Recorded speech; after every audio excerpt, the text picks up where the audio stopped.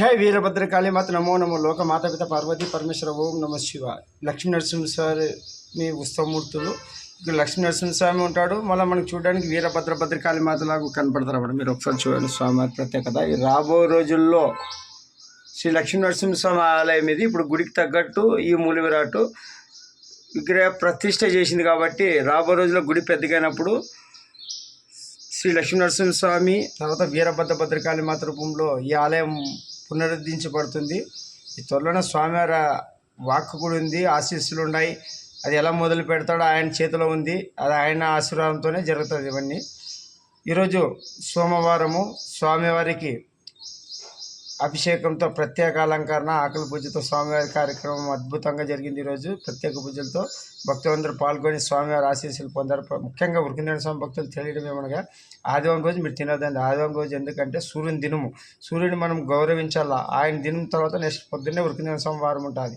మనం తినే కడుపులతోన ఆ కడుపులో పెట్టుకొని పొద్దున్న పూజ చేస్తాం. పూజ ఎట్లా ఎక్కుతుంది కాబట్టి ప్రతి ఒక్క భక్తుల గురించి తెలుసుకోవాలి. ఆదివారం మొదల బ్రిటిష్ వాడు పెట్టిన ఆదివారం హాలిడే, సండే హాలిడేని తీసి ఆ కార్యక్రమం తీసేసి ఇప్పటి నుంచి ఆదివారం అంటే పవిత్ర దినము, ఆరంభ దినము, సూర్యుని దినము, నెక్స్ట్ ఉరికిందని తాత ఉంటాడు.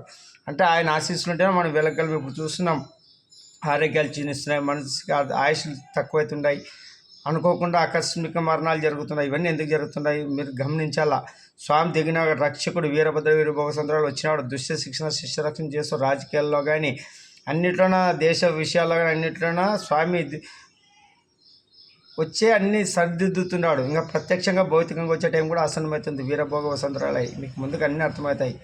రాబో రోజుల్లో భూదేవి, గంగమ్మ, సూర్యచంద్రులు, ఇంద్రదేవుడు, వరదేవుడు, వాయుపుత్రుడు, అగ్నిదేవుడు, వాయుదేవుడు అందరు విగ్రహాలు పెట్టి వెలిగించే టైం కూడా ఆసన్నమవుతుంది. వీళ్ళ నుంచి మనం వెలుగుతున్నాం. వీళ్ళు లేకుండా మన శరీరం వెలుగుతుందా? గ్రహించండి. మనుషులకి పూజలు చేసేది కాదు, జయంతులు చేసేది కాదు. మనం వీళ్ళని కొలిస్తేనే మన సృష్టి నడుస్తుంది, మన భావితరాలు ఇంకా యుగ యుగాలు నడుస్తాయి. ఇప్పుడు కలియుగం ఇది, ఇప్పుడు వీరభద్రయుగం స్టార్ట్ అయ్యేది. మీకు అన్నీ ముందుకు అర్థమవుతుంది. రాబోయేటువంటి మంచి దినాలు, దుర్దినాలు స్వామి చెప్పినట్లుంటే ఆయన చూసుకుంటాడు. మనం వినుకుంటేనే కర్మకి బలైపోతాం. జై భద్రకాళి మాత నమో నమః. హరి ఓం.